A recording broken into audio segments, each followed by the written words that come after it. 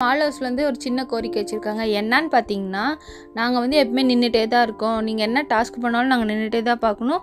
சமையலுக்குள்ள வேலை செஞ்சாலும் நாங்கள் நின்றுட்டே தான் இருக்கணும். எங்களுக்கு சேர் வேணும்னு சொல்லிட்டு யுகேந்திரன்ட்ட வந்து கம்ப்ளைண்ட் பண்ணியிருக்காங்க.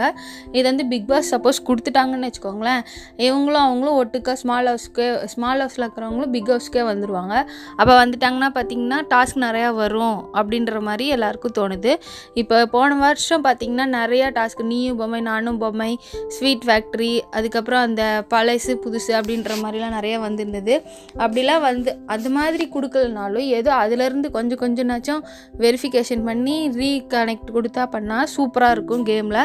ஏன்னா இந்த வாரம் பார்த்திங்கன்னா இந்த வருஷம் பார்த்திங்கன்னா 3 வாரம் ஆயிடுச்சு. இந்த வருஷம் பார்த்திங்கன்னா 3 வாரம் ஆகிடுச்சு. அப்போ கூட இன்னும் ஒரு கரெக்டான கேம் கொடுக்கல. அதுவும் இல்லாமல் ஸ்மால் ஹவுஸில் வந்து சொன்னாங்க, இன்றைக்கி வந்து நம்ம வந்து கேம் விளாண்ட மாதிரி எல்லா நாளும் கேம் கொடுத்தாங்கன்னா சூப்பராக இருக்கும். நம்ம வந்து ஸ்மால் ஹவுஸ்லேருந்து பிக் ஹவுஸுக்கு போய் நல்லா சூப்பராக விளையாடலாம் அப்படின்ற மாதிரி எல்லாம் பிளான் போட்டிருக்காங்க. இதை பற்றி நீங்கள் என்ன நினைக்கிறீங்கன்னு எனக்கு கமெண்ட்டில் சொல்லுங்கள்.